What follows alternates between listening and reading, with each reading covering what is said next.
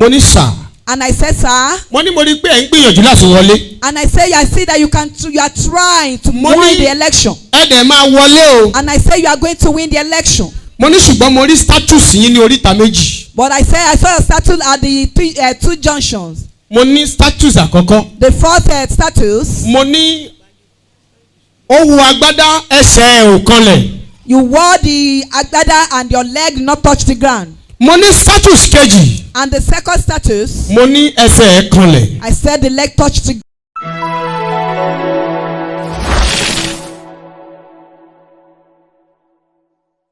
Akí gbogbo ẹ̀yin olólùfẹ́ apàdà sórí ìkànnì Yorùbá Space TV níbi tá a ti máa ń mú àwọn ètò àti ìròyìn wá fún yín lólókọ̀ ọ̀jọ̀kan gbogbo tó ń ṣẹlẹ̀ káàkiri Nàìjíríà pàápàá nílẹ̀ Yorùbá ti wa. Ẹ wo tó bá jẹ́ ìgbà àkọ́kọ́ tí yín rè lórí ìkànnì yìí ẹ bá wa subscribe ẹ sì má gbàgbé láti tẹ bọ́tìn kékeré tó dàbí aago yẹn tí yóò máa ta yín lóko nínú ìgbà tá a bá ti mú fídíò tuntun wá síta. Ẹ wo èyí tá a tún fún wa fún yín lónìí àrà ọ̀tọ̀ ni ó yá ẹ wá lọ bó ṣe ń lọ ẹnì tó níbẹ̀. Amen. Olúwa rán mi sí orílẹ̀-èdè Nàìjíríà lẹ́ẹ̀kan sí. God sent to the nation once again.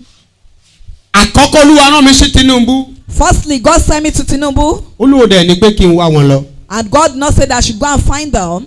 Bá a ti rán mi sí àṣọ ìtumọ̀ ẹ̀ fún mi. As God sent me to him, God not sent me the meaning. Olúwa ní kí n sọ. God said I should say it. Kí ẹ̀yin èèyàn máa wá ìtumọ̀ ẹ̀ lọ́wọ́ Ọlọ́run. For every one of you to go and look for the meaning from the hand of God. Bí mo ṣe rí ìran yẹn rèé. This I see the vision. Mo kúrò ní Èkó. I left Lagos. Mo lọ kí wọn ní ìlú wa nílùú bàbá mi. I went to my hometown. Gbà tí mo débẹ̀. When I got there. Bí mo ti gbé ẹsẹ̀ pé kí n wọlé. As about to enter. Mo rí bàbá Tinubu tí wọ́n yọ lápá òsì mi. I saw Baba Tinubu at my left side. Wọ́n wojú mi, mo wojú wọn. He looked at me, I looked at him. Hallelujah. Amen. Wọ́n wá ní ṣé mo fẹ́ sọ̀rọ̀ ni mo ní ṣé ẹ fẹ́ kí n sọ̀rọ̀. He now asked me, do you want to talk? And I told him, do you want me to talk? Wọ́n ní kí n sọ̀rọ̀ tí Olúwa bá wí. And he said I should speak. God sent me. Mo ní sà.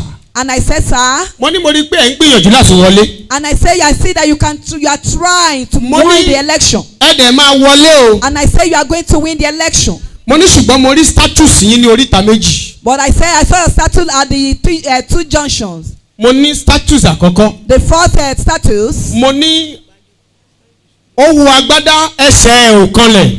You wore the agbada and your leg did not touch the ground. Mo ní status kejì. And the second status. Mo ní ẹsẹ̀ ẹ̀ kanlẹ̀. I said the leg touched the ground. Ìkẹta. The third one. Mo wá ní ṣó wá rí àwọn ará north. And I said people from north. Mo ní kí lẹ́ wàá ṣe sí báyìí. What are you going to do about them right now? Kí omi má bàa tẹ́ ìwọ̀ gbé lẹ́nu látọ̀dọ̀ wọn. For them not to betray you. Mo rẹ́rìn-ín, àwọn náà rẹ́rìn-ín. And he laughed also. Ó wá dàbí ìgbà tí mo wá ń fi wọ́n rẹ́rìn-ín. And it as if that I'm mocking him. Wọ́n wá ti ọwọ́ bọ abíyá. Then he now put his hand under his armpit. Wọ́n gbé nǹkan kan jáde ńbẹ̀. Brought something out from his armpit. Ó jẹ́ brown envelope. And it was brown envelope. Wọ́n wá tọwọ́ bọ̀ ọ́. And he put his hand inside it. Ohun tó kó jáde ńbẹ̀ owó ni. What he brought out from there it was money. Mo rí i pé wọ́n dá owó tó wà nínú brown envelope yẹn sí méjì. I saw that he divided the money into two. Wọ́n wá kó fún mi. And he gave it to me. Mi ò fẹ́ gbà á. I don't want to collect it. Ṣùgbọ́n bí mo ti wò ó. But as I looked at it. Tí mò ń yẹ̀ wò lọ́wọ́. As I was checking it. Wọ́n ti yí ẹsẹ̀ padà. He already going. Wọ́n ti ń lọ. He started going. Now mo wá wo owó yẹn. And I looked at the money. Owó tó wà ńbẹ̀ jẹ́ ó bẹ̀rẹ̀ láti 200 naira. The money that was there is from 200 naira. The highest money. To the highest money. 100 naira. 100 naira. 50 naira. 50 naira. 20 naira. 20 naira. 10 naira. Then 10 naira. Mo wá wò ó. And I looked at it. Mo ní what? I say what is it? Láti ọwọ́ bàbá Tinubu. From the father of Tinubu. Bá da owó yẹn sílẹ̀. And I poured the money on the floor. Mo wá wò wọ́n bí wọ́n ti ń lọ. And I looked at him as he was going. Aṣọ tí wọ́n wọ̀ jẹ́ jàlábíà. The clothes that he wore was jalamiya. Wọ́n dé fìlà. And he woke up. Bọ́n ṣe wá ń lọ. As he was going. Bí ìgbà téèyàn ń lọ láti Òṣòdì. As if that someone is going from Tó ń lọ sí Sẹ̀lẹ̀ Express. To Sẹ̀lẹ̀ Express. Láti Òṣòdì yẹn. From that Oshodi. Títí tí bàbá Tinubu fi dé Sẹ̀lẹ̀ Express. So he got to Sẹ̀lẹ̀ Express. Àwọn nìkan ni ẹnikẹ́ni ò tẹ̀lé wọn lẹ́yìn. He was the only one on the road. Nobody followed him. jẹ́ kí agbáyé gbọ́. Let the whole world hear this. Agbára ẹ̀jẹ̀ rẹ̀. The power in his blood. Bí wọ́n ti wá ń lọ yẹn. As he was going. Bí ìgbà tó kù díẹ̀ kí wọ́n dé Sẹ̀lẹ̀ Express. When he's about to get to Sẹ̀lẹ̀ Express. Àwọn kan wà ní abẹ́ igi. There were some people Mo under fi the tree. Sẹ̀lẹ̀ sí Òṣòdì mo fi ṣe àpèjúwe. I show you that Sẹ̀lẹ̀ to Oshodi as an example. Ìrìn tí wọ́n rìn bó ṣe gùn sí. The kind of the journey that he was embarked Àti on. bó ṣe kúrú sí. And how short it was. Bí wọ́n ṣe kú díẹ̀ kan dẹ́rù Sẹ̀lẹ̀ yẹn látòṣòdì. When he's about to get Sẹ̀lẹ̀ from that Wọ́n Oshodi. wá rí àwọn èèyàn lábẹ́ igi kan lẹ́gbẹ̀ẹ́ títì. He saw some people under the tree. Èrò tó beside the wà road. bẹ́ẹ̀ sì pọ̀. And the people under that tree were Wọ́n so lé ní many. 50. They were more than 50. Ṣùgbọ́n But wọ́n wo bàbá Tinubu tó ń bọ̀ lọ́ọ̀kan. they were looking at Baba Tinubu as he was coming from Ẹnikẹ́ni far. ò dìde láti lọ welcome wọn. None of them stood up to go and welcome him.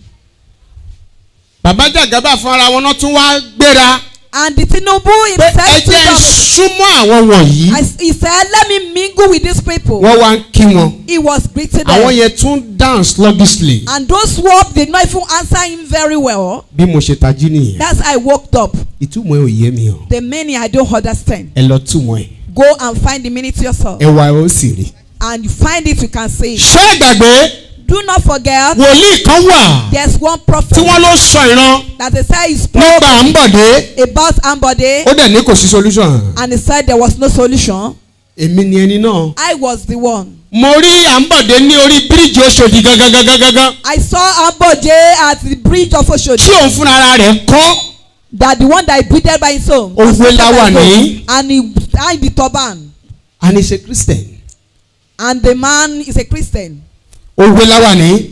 He tied the Ó wá turban. gbé megaphone. He carried the megaphone. Ó wá ń preach. I started preaching. Ó ń campaign. It was campaign. Òun nìkan náà nígbà náà. And he was the only one that day. Gbogbo àwọn tó ń kọjá lórí bíríìjì ẹ̀ wọ́n kàn ń wò wọ́n ń gbójú. All the people that they were passing on that bridge, they were looking at him and carrying their face away. Àwọn tó ń lọ nísàlẹ̀. The people under the bridge, Wọ́n ń wo wọn ò recognize ṣe as a governor. they were looking at him. They did not even recognize him Mo as a wá dà governor at all. pé àṣé kì í ṣe gómìnà rí. And now asked, is he not a governor?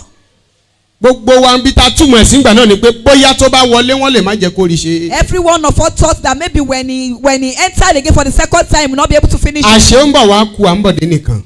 Not know that it's going to be only one. Ẹ kọ ọ̀rọ̀ yẹn sílẹ̀. Write the words down. Ìkejì. The second one, Nígbà tí Olúwa rán mi lórí ọ̀rọ̀ àwọn lọ́balọ́ba. when God said me about the kings, Pé ikú ọba máa pọ̀. that a lot of kings are going to die. Pé ṣùgbọ́n kọ́ má gbàbọ̀dè fún ilẹ̀ Yorùbá. That it said because they harbor evil. Ẹ wo iye ọba tó against Yoruba. jáde láyé. You can look at the king that died. Nítorí náà ńkọ́. Because of this, Mi ò sọ pé I'm not saying, báyìí o.